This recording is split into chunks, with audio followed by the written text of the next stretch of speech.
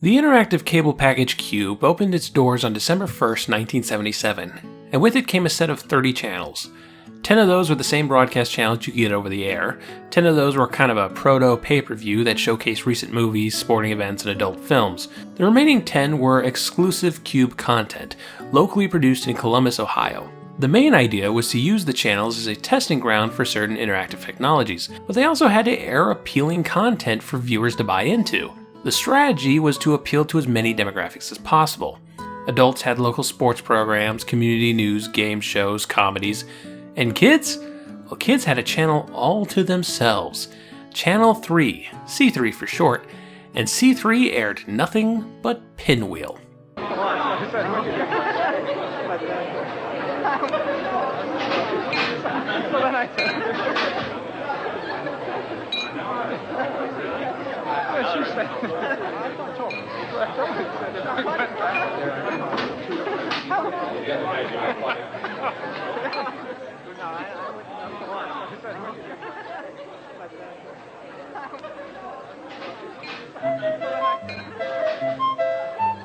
Pinwheel, pinwheel, ha ha, spinning around. Look through my pinwheel and see what I found. Pinwheel, pinwheel, where have you been? Hello, how are you, and may I come in?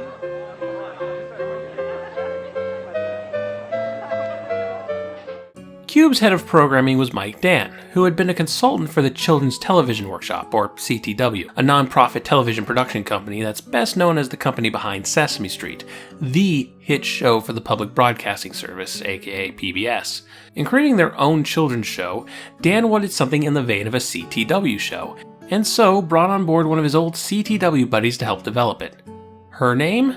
Dr. Vivian Horner. Horner had previously worked as a director of research for CTW's first post-Sesame Street project, The Electric Company, which had aired its final episode 8 months before QUBE's premiere. Horner brought a lot of her compatriots from The Electric Company over, including curriculum coordinator Sandy Cavanaugh and director Andy Ferguson. So QUBE managed to pull in a nice amount of PBS talent, but they were not obligated to play by PBS's rules. They didn't have to answer to the extensive research practices of the CTW, and it wouldn't be long before Warner Communications used QUBE to make the FCC deregulate cable television. Instead, the standards Pinwheel had to work towards were those set by the financial limitations of QUBE itself. This show needed to be something that could be produced quickly, on the cheap, and yet somehow be able to fill 12 hours a day, 7 days a week, without advertisements. A very tall order indeed. The solution? Fill many musical segments with little in the way of continuity between them, so that they can be edited together in any order. You can remix quote-unquote new episodes by simply rearranging old bits, and you can stretch out new material with old, water it down, and make it last longer. With the production outline worked out, the next challenge was finding creative people to actually create the content. Puppeteer and enthusiast Brad Williams was picked up to design and perform a number of puppet characters. Remember Williams, we'll be talking about him again in a future episode. Some additional puppeteering was done by a guy named Jim Jenkins, who would also do some animation work down the line. Remember him too, he's going to become very important when we get to the 1990s. Next, the show needed someone who could write and perform the music. Whoever this was would end up being the first face of Nickelodeon. And that first face was George James. A theater student at Hofstra University in Long Island, New York, George James became friends with John Simon, a music producer and composer. Simon caught wind of this new children's show project Warner Communications was developing and gave them James's number. Warner Communications was looking for a person of some ethnicity to help develop a children's show for their QUBE project, which was the first attempt to create programming for the network of cable companies across the country. They were looking for someone who could act and write songs as well as produce the songs and music for the show. For the audition, they asked if I would write a song and come to their offices in Rockefeller Plaza and perform the song that I had composed. I was thrilled by the opportunity and wrote a series of songs called the Dream Songs. about 5 songs with the same melody and different words about imagining that you were different animals.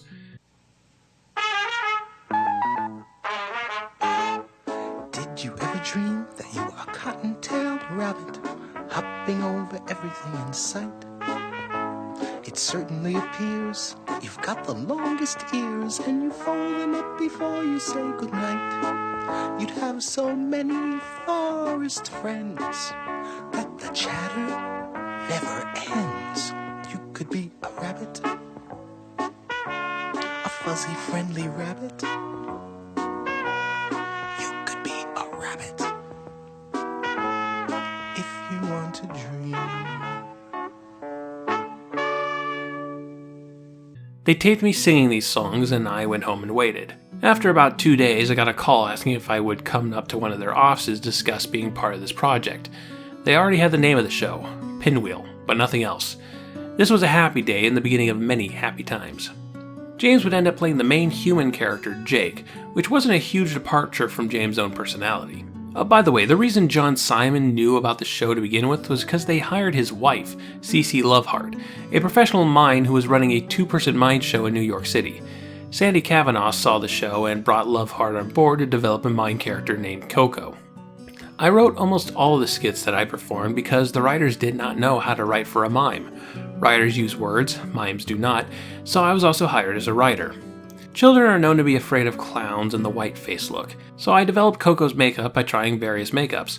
I would get in front of the camera and look at the monitor to see if the look was friendly, appealing, and not scary. That's how the hearts on the cheeks, along with the big-eyed double false eyelash and a pale lip color came to be. As we're going to see, Nickelodeon had a thing for mimes in its early years. I don't mind mimes, they're like the ninjas of clowns. This was enough to get things started, and Pinwheel, both the show and the channel, made its premiere the same day as QUBE. The premise was as such. The Pinwheel house is a boarding house owned by the mystic Aurelia, and its various occupants visit each other, sing songs, and then sing some more songs. The QUBE version of Pinwheel was wall-to-wall music, almost all performed by George James. Poor guy was pretty much carrying the entire show himself the first couple of years. Along with the human characters of Jake and Coco, we had puppet characters like Plus and Minus, a couple of weird children things that performed shows and told jokes to each other. Hey, Minus! Yeah, Plus? Why do we all go to bed? I don't know, why do we all go to bed? Because the bed won't come to us. Oh. There was Ebeneezer T. Squint, the local killjoy who grew weeds in the basement. Did you ever hear the one about why the chicken crossed the road? Yep. Thought you might. Well, never mind. What about this? Why do birds fly south? Because it's too far to walk. Okay then. All right, I bet you haven't heard this one. What kind of dog has no tail? A hot dog. You don't laugh much, do you? Luigi O'Brien, a dead-eyed vegetable salesman. Look at all of my wonderful fruities and the vegetables. So fresh, so ripe. Hey, good morning, a squash. Good morning, a lettuce. You all looking real fine today. And Tika, Gorkel, and Woofle, 3 bird-like aliens from the planet Zintar, which you get to hear about from time to time. Down a mauve tunnel toward the light of a wish lies a land of pure fancy and foie bay fresh. Yes, Pinwheel has sci-fi lore. And what of the show's educational value? I mean, it's a puppet show made for tiny tots with half the crew coming from the electric company. Certainly there must be an educational core at the center of it. Well, not really. There is zero talk of letters, numbers, early grammar, and math skills. Absolutely no academics in the show at all. One might make the case of it being more about emotional understanding in the same vein as Mr. Rogers' Neighborhood, but the show doesn't go out of its way to build a relationship between the characters and the young audience. There's less fourth wall breaking than most children's programming of this vintage, and the lessons aren't exactly deep. One thing to understand is that George James was basically a song mill, having to produce and perform dozens of songs a day. Let's take 1 hour of Pinwheel and just count how many songs are crammed in there. With a blink of an eye, with a stretch and a yawn, it's time to wake, get up and greet the morning. I'm at Ebeneezer Squint, and I dabble in tricks and magic. When all is good and fun, I try to make it tragic. Why do the flowers grow? Why does it rain and why does it snow? I'm plus. I'm minus. We're never there when someone tries to find us. Did you ever find yourself alone? Being alone can be a lot of fun. I believe in you for the things that you say and do. Aurelia, I just say Aurelia, I'm a never failure. Notes make music. Plug or pull or bang or ring them. How great it is to be a stalk of celery. I'm slim and trim and shapely, as anyone can see. Centaur, oh Centaur, a planet so grand. Hear that? There's a bus rolling by. There's a plane up in the sky. I'd like you to meet a friend of mine named Teddy. He came just to sit a while. My name is Woo-Woo, and I bathe at least 6 times a week. I feel so fresh and clean that I almost squeak. Smile when you're happy. You just have to smile when you're happy. Did you ever dream that you were a furry, fuzzy monkey swinging and a-clinging on a vine? Oh, when you're feeling down and troubles all around, you're feeling like the world has got the best of you. Put your cares aside, take a ferry ride, never let it overcome the rest of you. Grumble, bumble, puppleberry pie. That is something I really like to try. Pinwheel, pinwheel, ha ha, spinning around. Look through my pinwheel and see what I found. Hanging around, waiting for the rain to go. I've got a lot of questions about this place called Earth. Like what's a car? What's a penny worth? Thought's a thing that lives inside your head. It doesn't speak, it often goes unsaid. I had a smile somewhere. Maybe it's under my chair. I sit and listen for them, not a sound I hear. I wonder where they are, what they need.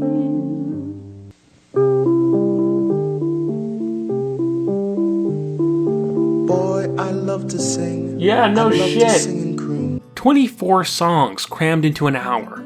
For comparison's sake, I found an episode of Sesame Street from 1975 and counted all the songs there. Including the theme song? 5 songs in 1 hour. Sesame Street paced its content with story, comedy, lessons, and when the songs did come on, they tended to be fun and strong and probably went through more than one draft. A Pinwheel song, especially a QUBE era Pinwheel song, is pretty off the top of your head stuff. Oh, we're eating ice cream, it tastes really great. We're eating ice cream with our mates, and it comes in lots of flavors, and it's really cold. And when we're done, we're gonna clean the bowl. Bam, I just wrote a Pinwheel song. And listen, I'm not trying to throw James under the bus here. I don't think I could have done much better when given the task of writing 24 songs per hour of television, 12 hours a day, 7 days a week, and having to perform 75% of them myself. And what, you want to make them adhere to the research of the Children's Television Network? Pinwheel for QUBE was unpolished, but having a dedicated children's station was a major selling point for their cable package, and this did not go by unnoticed. If it was such a good selling point for their localized experimental program, imagine how good it would be for Warner's more general cable franchises. Pinwheel was going to go national. However, Warner didn't want this nationwide channel to be named after a show that may not last, So after a lot of deliberation, aka a bunch of people in a room writing random words on a piece of paper before Sandy Kavanaugh settled on something that sounded vaguely interesting, the new name for this channel was decided: Nickelodeon. With the promotion to national cable instead of local TV, Pinwheel was due for an upgrade. Production moved from Columbus to New York with an expanded budget. Filming was done at Matrix Studios Incorporated on 46th Street. There's an Express clothing store there now.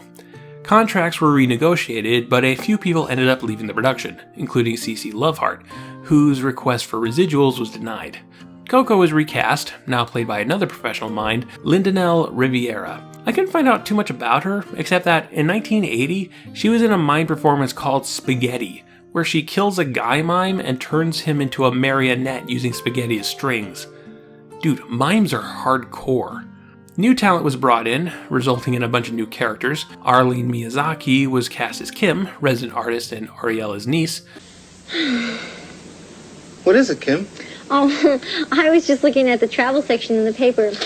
Gee, I'd sure like to go to some of those exciting places like Alaska or Paris or Timbuktu. Yeah. Former Broadway actor Dale Engel and, not former Broadway actor Betty Rozek played Smitty and Sal respectively, the two-person team behind the local newspaper, The Daily Noodle. Oh, Sal, I love to listen to you typing. Sounds like music to my ears. Tap, tap, tap, ring, tap, tap, tap, ring. Oh, Smitty, that's because you like me. It's just the sound of this old typewriter, that's all. On the puppet side of things, Pinwheel brought on board Craig Marin and Olga Felgemecher, two professional puppeteers who actually got married during Pinwheel's production. They helped develop and perform a handful of new characters, such as Herbert and Lulu the Hobo Bugs. Oh, Mr. Smitty, you want to play? Hop on one foot? Yeah, it's a great game. It's not easy. It takes a lot of practice, but we think you'll have fun. Yeah, well, it looks like a real fun game. Molly McMole. Oh, Ebeneezer, you have to speak up. I'm singing to my flowers. It helps them to grow, you know. Oh, I sing to my flowers. It helps them to grow because I'm none other than Molly the Mole. Silas the Snail. Listen, our newspaper readers would like to know, what do you do to keep fit?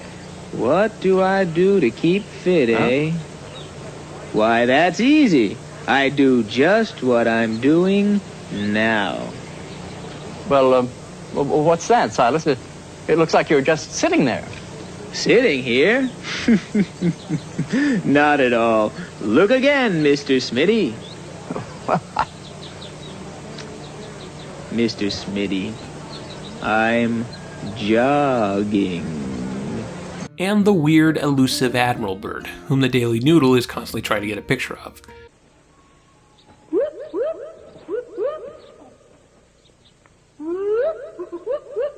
I think I hear something. He thinks he hears something. Oh, he thinks he hears something. I think I see something. He thinks he sees something.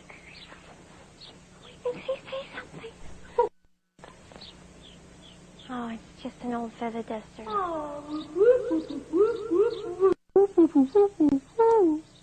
That sounds familiar.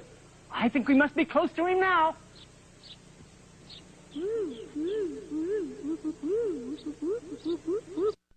Those alien bird things were gone, along with their deep lore, and the rest of the puppets were rebuilt, with Plus and Minus getting major overhauls. Their characters were better defined, them being much more clearly children instead of those weird childlike things.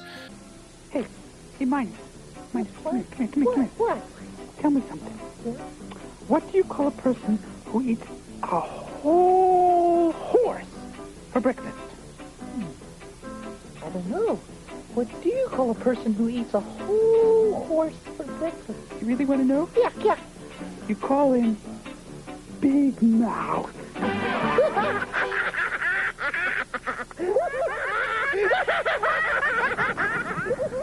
Luigi still got them dead fish eyes though. The sets were rebuilt, with the Pinwheel house having actual walls instead of those weird blue screens, and for some reason the lighting was taken down a notch. The interiors are pretty dark, which seems like a creative choice. To what end, I'm not sure. Maybe to make the Pinwheel house seem older and thus more mysterious, allowing for the weird goings-on within? Whatever the reason, it's moody. Behind the scenes, Sandy Cavanaugh was promoted to become Nickelodeon's first director of programming, with Lois Tippy Fortune, another Electric Company veteran, taking up the executive producer position. But the most important change to Pinwheel didn't have anything to do with the production itself. Unlike the QUBE version, when Nickelodeon went live in 1979, Pinwheel wasn't the only thing on the channel, but it was still the biggest thing on the channel, running for 5-hour blocks every day, so there was still a heavy workload demand. To ease up on that, and add a greater variety of content for the channel, Nickelodeon licensed a bunch of shorts, mostly animated, to be edited into the episode. This was a winning move for both the show and the channel. For Pinwheel, this meant that production didn't have to create nearly as much content to fill an hour, allowing them to slow down and focus on quality of content.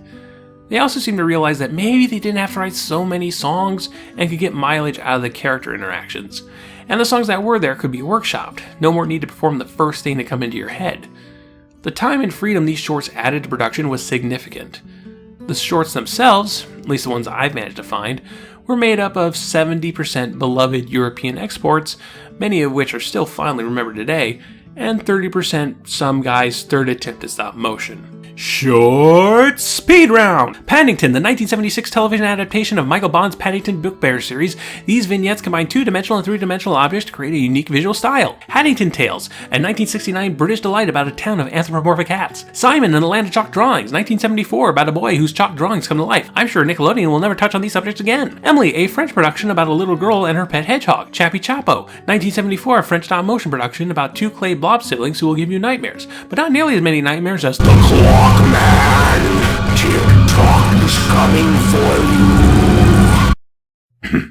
The Magic Roundabout, 1963 French production that was later redubbed into English with completely different stories, involving the moppy dog Dougal. Madeline, from Australian author Ludwig Bemelowitz, the story about a Catholic boarding school in Paris. Charlie's Climbing Tree, 1975 Swedish television show about daydreaming, I think. Picture Pages with Bill Cosby, a former Captain Kangaroo segment with Bill Cosby. I can make jokes, but I ain't gonna. And that was not even remotely exhaustive. 47 of the imported shorts have been identified, and considering that a lot of Pinwheel is inaccessible, we may never have a complete list. Not only were these shorts a saving grace for the show, allowing for the core program the ability to go up in quality, providing a lot of variety and sometimes just being more fun than the stuff in the Pinwheel house, it also provided the plan that Nickelodeon would follow for the next decade and change. Bringing in television from other English-speaking countries like Canada and Britain would end up being a saving grace for the channel.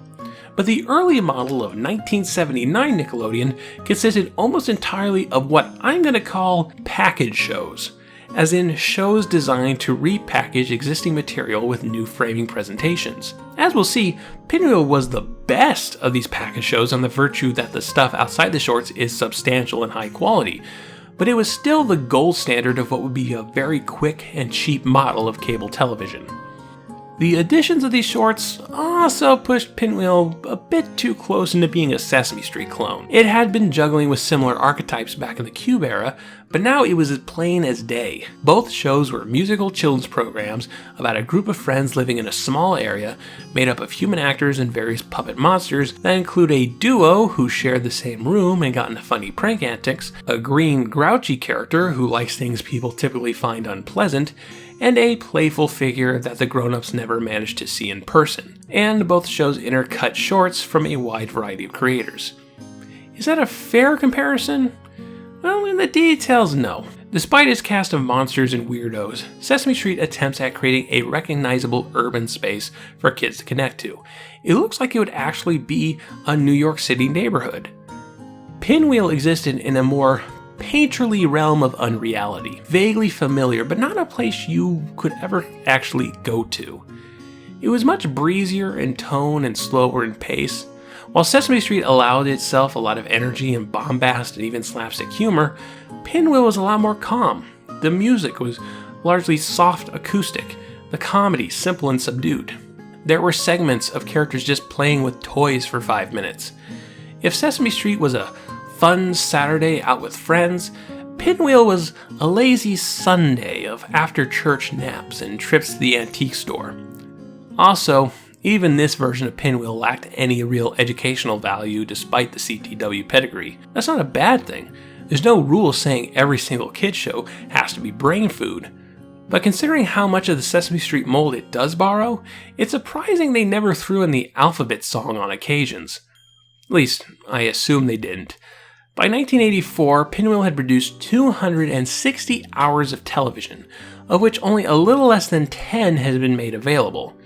The only home media release was an hour-long compilation tape called The Pinwheel Songbook in 1988, which has since become a rather valuable collector's item. The rest of the available footage comes from VHS and Betamax recordings from various broadcasts.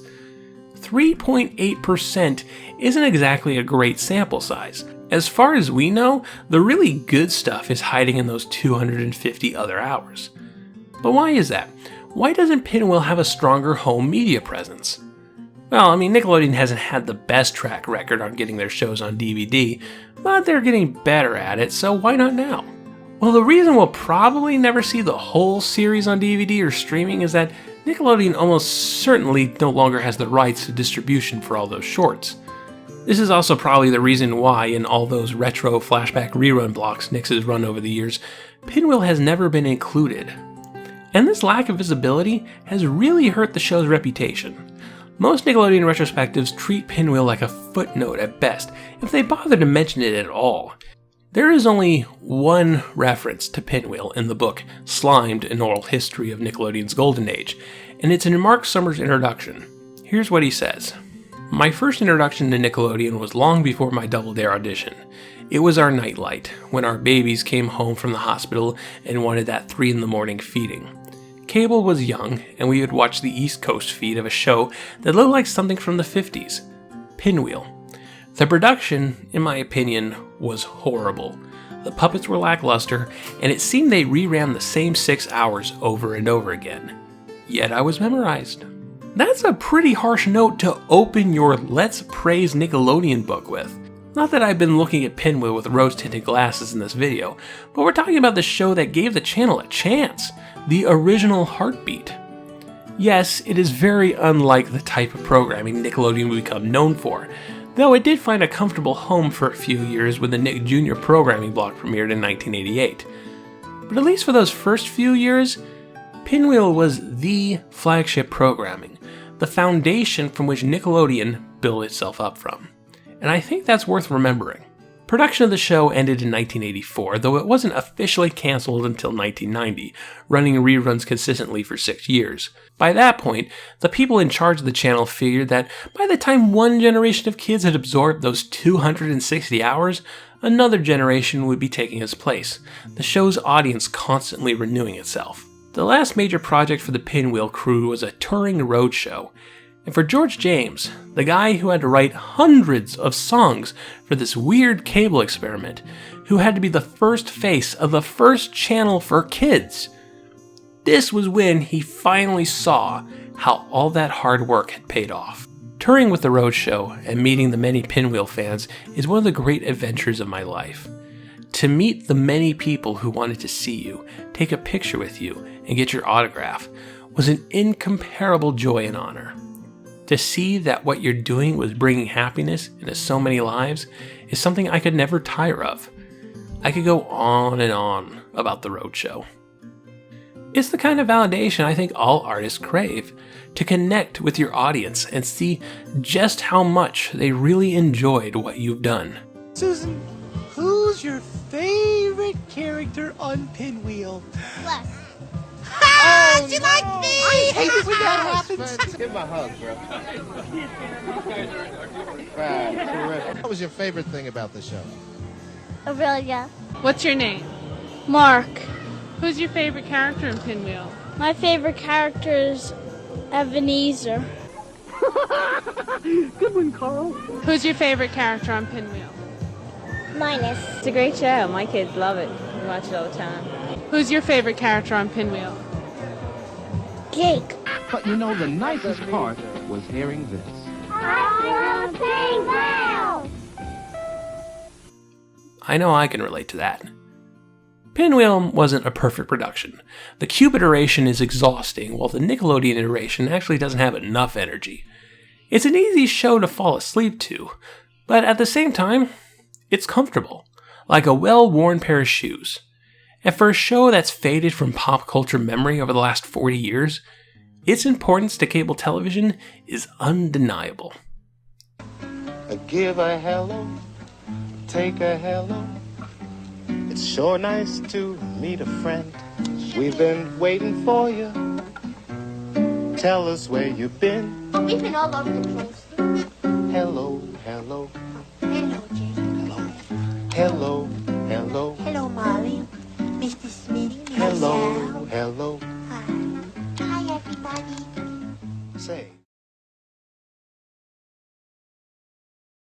Next time on Knacks, we dive into the Nickelodeon 1979 starting lineup with a show that's mostly filler, so I'll try to talk fast. Today's shout out goes to the classic Nickelodeon fan blog, whose interviews with George James and CeCe Loveheart was a major part in the research for this episode. You can find links to both interviews in the description below. If you're interested in helping Knacks and other Pop Arena projects, perhaps consider contributing to my Patreon. Love to all my patrons. You're the ones who make all of this possible.